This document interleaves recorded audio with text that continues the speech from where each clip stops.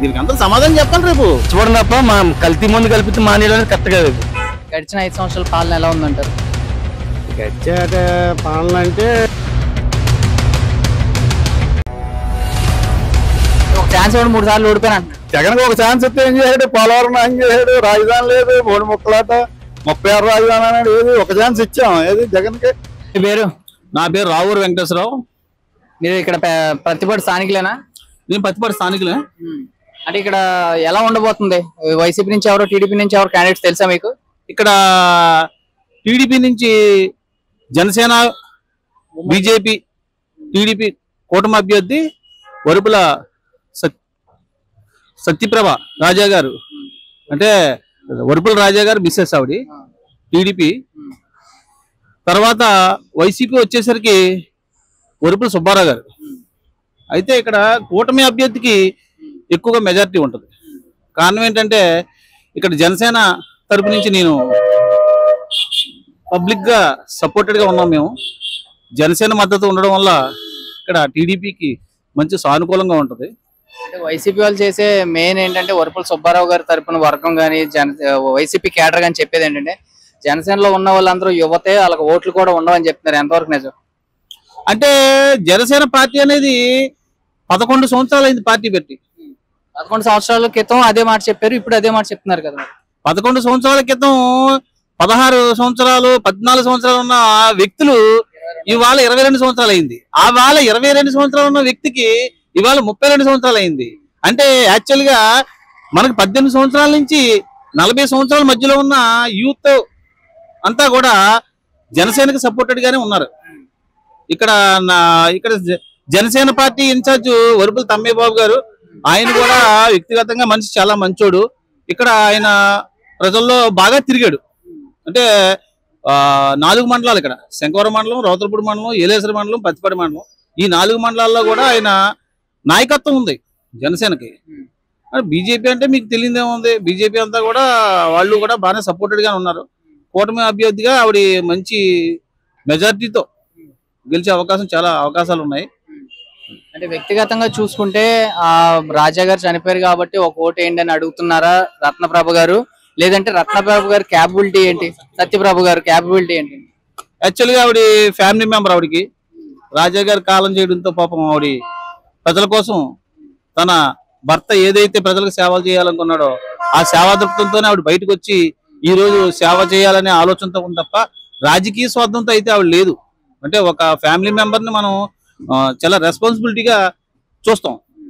అలాగే ఈవిడ ఏంటంటే ఒక ఇంట్లో ఫ్యామిలీలో ఉండవలసిన వ్యక్తి భర్త మిస్ అవ్వడం చేత ఆవిడ ఆయన చేయాలనుకున్న సేవ చాలా మంచి కార్యక్రమాలు చేశాడు. ఆయన గతంలో చాలా మంచి కార్యక్రమాలు చేశాడు. అంటే మేము జనసేన నుంచి టీడీపీ అని కాదు, కూటమిలో ఉన్నామని కాదు, వ్యక్తిగతంగా ఆయన గతంలో ప్రజలకు మంచి సర్వీస్ చేశాడు.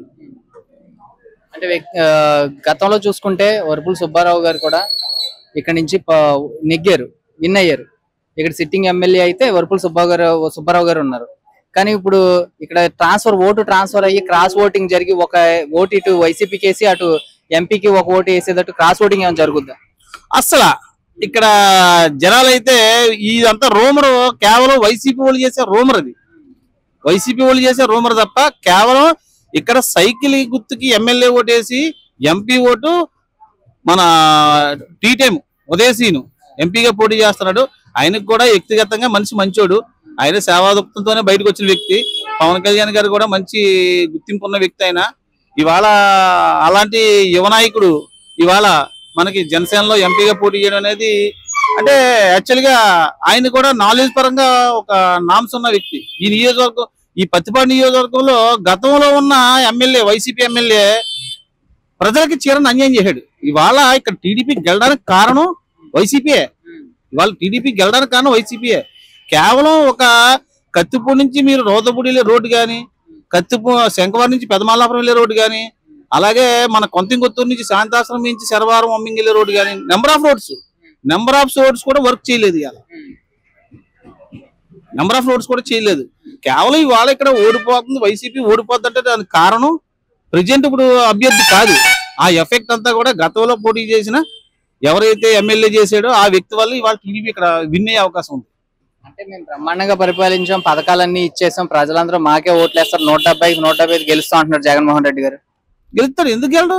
జనాలు ఎత్తే గెలుస్తాడు. గతంలో ప్రజల్లో తిరిగి చేశాడు. ఎక్కడ దాకా ఎందుకండి ఇవన్నీ ఏమవుద్దండి? రైతు ఉన్నాడు, ఒక రైతుకి ఇవ్వాల్సిన పాస్బుక్ తాత తండ్రి కొడుకు దగ్గరికి వస్తుంది ల్యాండ్ అనేది. ఆ వచ్చినప్పుడు ఏమవుతుంది, మనకి ఏదైతే గవర్నమెంట్ ఉందో ఆ గవర్నమెంట్ యొక్క ఆంధ్ర రాష్ట్రానికి ఒక లోగో ఉంటుంది. ఆ లోగోతోనే మనకు పాస్బుక్ వచ్చి మా నాన్నగారు అయితే మా నాన్నగారు, మా తాతగారు అయితే మా తాతగారు, నాదైతే నాది, నా ఫోటో ఉండి నా భూమి వచ్చింది నాకు. ఇవాళ జగన్మోహన్ రెడ్డి ఏం చేశాడు? నా పొలంలో హద్దులు నా రాళ్ళు లేవు, జగన్మోహన్ రెడ్డి రాళ్ళు ఉన్నాయి. పాస్బుక్ ఇచ్చాడు. పాస్బుక్ ఎవరు ఉంది? జగన్మోహన్ రెడ్డి ఫోటోతో ఉంది. రేపు పొద్దున్న కేవలం మళ్ళీ కానీ వైసీపీ వచ్చింది అంటే ఆంధ్ర రాష్ట్రంలో భూములు ఉండవు. తగలేడతాడు. ఏంటన్నా, మందు తాగే వ్యక్తులకి వైన్ షాపులు 25,000 కోట్ల రూపాయలకి 20 సంవత్సరాలు తాగట్లేడు. ఇలా తాగుతారా మాంతారా పోయి పక్కనట్టు. అది ఎంతవరకు నెక్స్ట్ వచ్చే ప్రభుత్వాల మీద ఈ భారం అంతా పడుతుందిగా మరి. 100% పడుతుంది. కానీ కేంద్రం సపోర్ట్ చేసుకుని ఒకరికొకరు సపోర్ట్ చేసుకుని చెయ్యాలా. కానీ ఇక్కడ జగన్ ఏం చేస్తున్నాడు? ఆస్తులు అమ్మేస్తున్నాడు. ఆస్తులు అమ్మేసి ప్రజలకు పెడుతున్నాడు అంటున్నాడు. ఇవాళ 11 లక్షల కోట్ల రూపాయలు అప్పు ఉంది. కేవలం ప్రజలకు పెట్టింది 1,40,000 కోట్ల రూపాయలు ప్రజలకి పెట్టాడు. 11 లక్షల కోట్ల రూపాయలు అప్పు చేశాడు. ఏది దీనికి అంతా సమాధానం చెప్పాలి రేపు.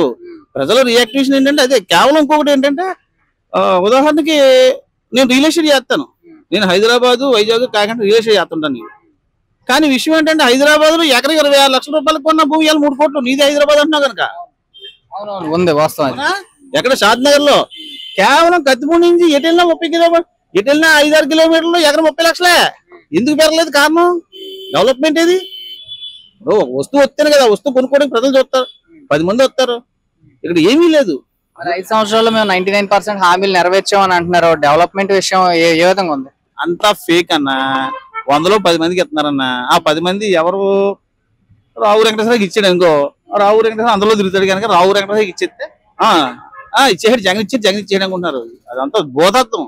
పెట్రోల్ రేట్లు పెరిగిపోయినాయండి, డీజిల్ రేట్లు పెరిగిపోయినాయి, ఎక్కడికక్కడ రేట్లు పెరిగిపోయినాయి. అయితే మళ్ళీ ఇదే ప్రభుత్వం వస్తే బాగుంటది అంటారా, మారితే బాగుంటది అంటారా? ఈసారి మారితే బాగుంటదండి. ముందు వైఎస్ రాజశేఖర రెడ్డి గారు చేశారు, జగన్మోహన్ రెడ్డి గారు చేశారు, చంద్రబాబు నాయుడు గారు చేశారు పరిపాలన. ఈసారి పవర్ స్టార్ నెక్కితే ఆయన ఎలా ఉందో ఒకసారి చూద్దామని. అయితే గతంలో చూసుకుంటే 2 చోట్ల ఓడిపోయాడు అని చెప్పి అంటున్నారు. మళ్ళీ ఈసారి గెలిచే అవకాశాలు ఉన్నాయంటారా? ఈసారి గెలిచే అవకాశాలు ఉన్నాయండి. తప్పకుండా చూస్తారండి ప్రజలు. అంటే ఒక్కొక్క నాయకుడిని చూస్తున్నారు కదా ప్రజలు. ఈసారి తప్పకుండా పవర్ స్టార్ పవన్ కళ్యాణ్ గెలుస్తారండి. అంటే జగన్మోహన్ రెడ్డి గారు చేసే పరిపాలన అంటే మందు తీసేస్తున్నాడండి. ఆయన మందు తీసేస్తాడండి, పక్క మందు పెట్టాడు ఆయన. ఆ మందు కూడా కరెక్ట్ కదండి. ఆ మందు తాగి జనం చాలా మంది పడిపోతున్నారు. తర్వాత ఏమన్నాడంటే ఆయన, నేను మందు తీసేస్తానన్నాడు కానీ మందు పెట్టాడు కానీ క్వాలిటీ మందు కదండి. దానివల్ల చాలా మంది ఇబ్బంది పడిపోతున్నారు. ఆ మందు తాగి జనం పడిపోయి ఏమన్నారంటే, ఇదే మందురా బాబు, తనలేపేటరా బాబు అని చెప్పేసి ఈ మందు మంది సారా అనమాట. సారా వాడు సారా తాగేస్తారండి మందు బాగోక. ఆయన చేసేది ఏంటంటే, ఇల్లు ఇచ్చాడండి. ఇల్లుతో ప్రాబ్లం లేదు, కొన్ని జగన్ కాలనీ ఇచ్చాడు, అట్లా వాళ్ళ ఇబ్బంది లేదు. కానీ ఆయన చేసేది ఏంటంటే ఎప్పుడైతే రేట్లు పెరిగిపోతుందండి ఆయన చేసేది అంటారు. చాలా మంది పట్టాలు ఇచ్చారు కానీ ఎక్కడ ఇచ్చారో సైట్లు ఎక్కడ చూపించలేదంట కదా. పట్టాలు ఇచ్చారు కానీ ఆయన పట్టాలు ఇచ్చారు కానీ సైట్లు కూడా కొంతమందికి అందలేదండి. పట్టాలు తీస్తున్నారు, సైట్ ఎక్కడ ఉందంటే ఆన్సర్ లేదు. కొంతమంది తీసుకున్నారు కానీ కొంతమంది కూడా అలాగే ఉందండి. మందు విషయం గురించి మాట్లాడారు మీరు. మద్యం రేట్లు పెంచి కల్తీ మద్యం అమ్మితే మందు తాగడం మానేస్తారని పెంచామంటున్నారు జగన్మోహన్ రెడ్డి గారు. దాని గురించి ఏమంటారు మరి? మందు తాగడం మానేది కరెక్ట్ కదండి. అది ఎవరు మానరండి. కాకపోతే మంచి మందు కావాలి తప్ప, నేను మందు తాగి ఏ కల్తీ మందు అయితే మానేస్తారు చచ్చిపోవడం తప్ప ఏముండదు. చచ్చిపోవడం తప్ప కల్తీ మందు కలిపితే మానేయడం కరెక్ట్ కాదు. అది తర్వాత రేట్లు పెంచారు, మందు చూస్తే మంచిది కాదు, అది బ్యాడ్. అలాగే చెప్పేసి రేట్లు విపరీతమైన రేట్లు అంట్లో కూడా రేట్లు పెరిగిపోయి, రేట్లు మాత్రం ఏది చూసినా సరే అగ్గిమంట రేట్లు కింద ఉన్నాయి.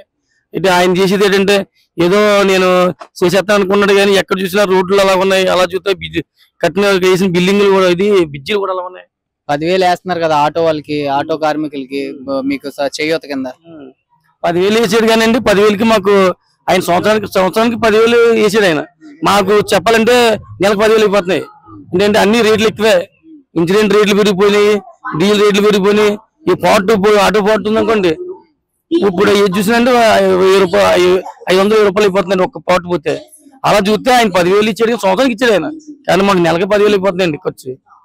10,000 ఇచ్చారా? 10,000 ఇచ్చిన రోజు 300 కోటదానికి ముందు మనోడు వేస్తాడు.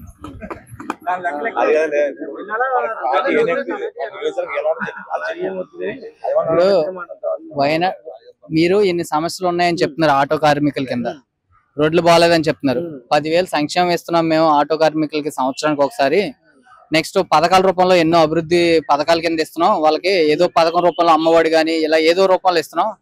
వైనాట్ 175 అంటే 175 గెలిచేస్తాం అంటున్నారు జగన్మోహన్ రెడ్డి గారు. అది ఎంతవరకు కరెక్ట్ అవుద్ది అంటారా? 175 అయితే రావండి, 175 రావండి ఆయనకి. ఆయన అనుకుంటున్నారు కానీ 175 కాదు కదా. ఇప్పుడు ప్రస్తుతం అయితే ఆయన ఓన్లీ 75 కూడా వాళ్ళు కష్టమైంది ఆయనకి. ఓన్లీ 75 కూడా పట్టుకెళ్ళారు ఆయన. అంటే ఆయన అనుకుంటున్నాడు ముందు గాలి ఒకసారి నగ్గించాం, ఒకసారి నగ్గింటే వాళ్ళని ఒకసారి చూద్దాం, పాపం ఏదో చెల్లు అమ్మ అందరూ బాధపడుతున్నారు. ఒకసారి వీళ్ళు కూడా రాజశేఖర రెడ్డి గారు బాగా చేశారు, రాజశేఖర రెడ్డి గారు బాగా చేశారు. ఆయన వాళ్ళ అబ్బాయి కదా కొద్దిగా చేసి చూస్తాడని చెప్పేసి జనాలు ఆశపెట్టి వేశారు. కానీ ఇప్పుడు చూస్తే ఏంటంటే ఈ మొత్తం ఎక్కడెక్కడ తాకట్లు పెట్టాడు, బోళ్ళని అమ్మేసుకోవడాలు ఇలా రకరకాలుగా జరుగుతుంది జనాలకు అందరికీ. ఇప్పుడు ఏమైందంటే ఈయన మళ్ళీ వస్తుంటే రాష్ట్రాన్ని అమ్మేసిలా ఉన్నాడు, ఇది చాలా ఇబ్బందిగా ఉంది, కరెక్ట్ కాదు అని జనాలు అయితే కొద్దిగా మళ్ళీ నెక్స్ట్ వస్తే ఇబ్బంది అయిపోద్దని చెప్పేసి అనుకుంటారు అన్నమాట. ఇక్కడ టీడీపీ నుంచి ఎవరు పోటీ చేస్తున్నారు తెలుసా మీకు? వరపుల సత్యప్రభు గారు అండి. వైసీపీ నుంచి వరపుల సుబ్బారావు గారు అండి. ఇద్దరులో ఎవరు గెలుస్తారు అనుకుంటున్నారు? వరపుల సత్యప్రభు గారు అండి. అంటే ఇక్కడ స్థానికులు కొంతమంది అంటున్నారు మాకు పథకాలు వచ్చినాయి వైసీపీ ఓటేస్తాం అంటున్నారు. అంటే అండి లాస్ట్ టైం రాజా గారు అదే చనిపోయారండి, ఆయన మీద సానుభూతి కొలిది మాక్సిమం చాలా వరకు వరపుల సత్యబాబు గారికి అవకాశం ఉంటుంది. అంటే ఇప్పుడు సుబ్బారావు గారు వరపుల సుబ్బారావు గారు వ్యక్తిగతంగా ప్రజలకు ఆయన మంచివారండి, వరపుల సుబ్బారావు మంచివారండి. అంటే మరి ఇప్పుడు రాజా గారి మీద సానుభూతి కొలిది చాలా వరకు టీడీపీకి అవకాశం ఉండొచ్చు అండి నాకు తెలిసినంత మాట. ఎంపీ క్యాండిడేట్ కింద తంగెళ్ళ ఉదయ్ శ్రీనివాస్ గారు జనసేన టీడీపీ బీజేపీ ఉమ్మడి కూటమి నుంచి పోటీ చేస్తున్నారు. వైసీపీ నుంచి చలమలశెట్టి సునీల్ గారు పోటీ చేస్తున్నారు. ఇద్దరులో ఎవరు కోటేద్దాం అనుకుంటారు? చలమలశెట్టి సునీల్ కుమార్ గారు అంటే మరి గతంలో 2 సార్లు ఓడిపోయారు కదండి, మరి ఆయన కొంచెం ప్లస్ అవుద్ది అని నాకు తెలిసి. గతంలో 2 సార్లు ఓడిపోయారండి ఆయన. తర్వాత తంగెళ్ళ ఉదయ్ భాస్కర్ గారు మీరు చెప్పిన తర్వాత తెలిసింది మాకు పేరు, అంతకుముందు మాకు తంగెళ్ళ ఉదయ్ భాస్కర్ గురించి తెలియదు. మరి దాన్ని బట్టి చలమలశెట్టి సునీల్ కుమార్ గారికి చాలా వరకు అవకాశం ఉండొచ్చు అండి. వ్యక్తిగతంగా ఎలాంటి వ్యక్తి సునీల్ గారు? అంటే ప్రజల్లో ఉన్నారా ఓడిపోయిన తర్వాత? ఓడిపోయిన తర్వాత కూడా ఉన్నారండి, వాళ్ళు లేకపోలేదండి, ఉన్నారండి. ఏంటంటే ఒకవేళ 2 సార్లు ఓడిపోయినంత మాత్రాన ఏమి ఇది కాదు కదండి. ఎందుకంటే కొంచెం ఆయన మీద అభిమానం ఉంటది కదండి. 2 సార్లు ఓడిపోయినంత మాత్రాన ఏమి ఇది కాదు కదండి, ఆయన మీద ఉంటదండి, ఆయన మీద అభిమానం ఉంటుంది, ఓడిపోవడం ఏముంటది. ఇక్కడ మీకు ఎలక్షన్ అయితే జరుగుతుంది. ఇక్కడ రత్నప్రభ గారు పోటీ చేస్తున్నారు టీడీపీ జనసేన ఉమ్మడి కూటమి నుంచి. వైసీపీ నుంచి వరపుల దొరబాబు గారు పోటీ చేస్తున్నారు. ఇద్దరులో ఎవరికి వేద్దాం అనుకుంటున్నారు ఓటు? అంటే టయానికి పెట్టి వేస్తాం. గడిచిన 5 సంవత్సరాల పాలన ఎలా ఉందంటారు? గడిచే పాలన అంటే ఒక కొద్దిగా రేట్లు అయ్యి బాగా పెరిగిపోయాయి, అట్ల వల్ల కొద్దిగా ఇబ్బంది అవుతుంది.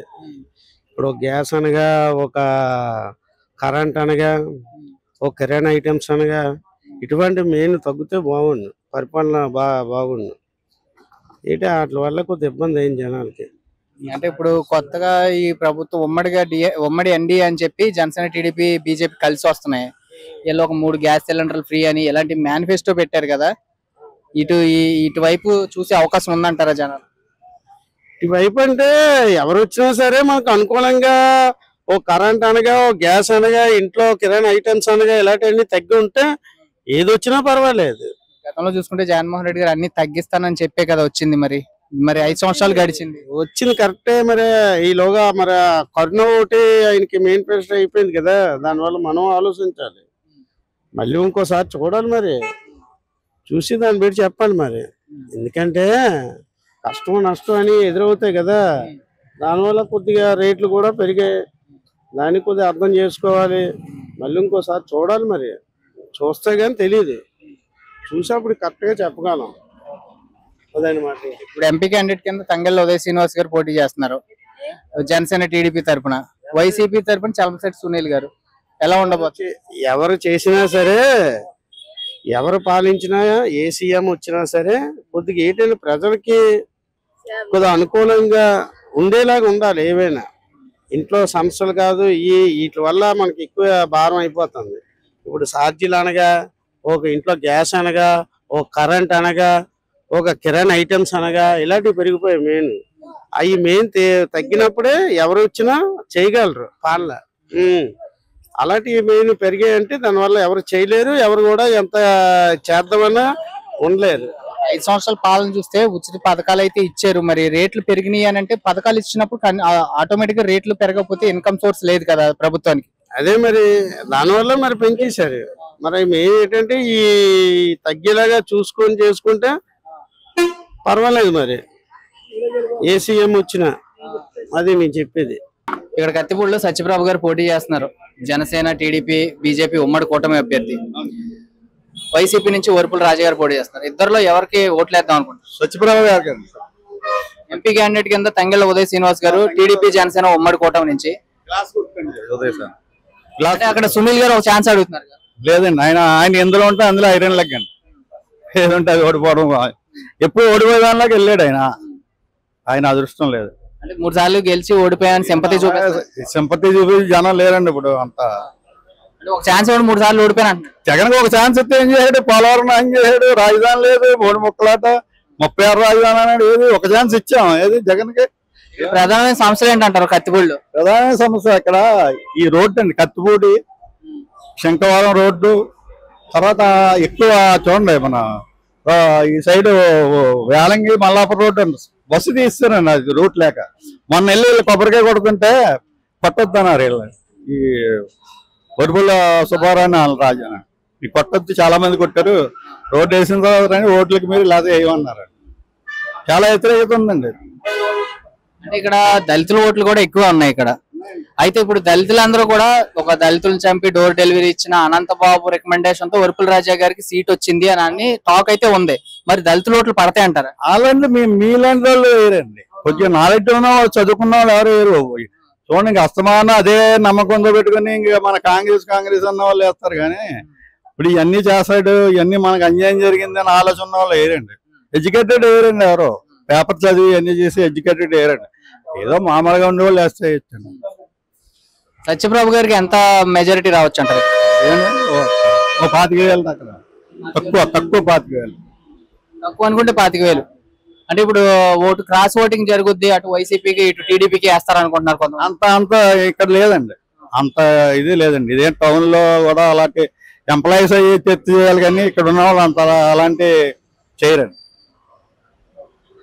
ఫైనల్ గా ఒక ఎంపీ అభ్యర్థి కాకినాడ తంగెళ్ళ ఉదయ్ శ్రీనివాస్ గారు, వైసీపీ నుంచి చలనలేటి సునీల్ గారు, ఇక్కడ సత్యప్రభ గారు టీడీపీ నుంచి, వైసీపీ నుంచి వరపుల రాజా గారు. ఎవరు గెలుస్తారు అనుకుంటున్నారు? ఎంపీ ఎవరు, ఎమ్మెల్యే ఎవరు? ఎమ్మెల్యే సత్యప్రభ గారండి. ఆయన తంగెళ్ళ ఉదయ్.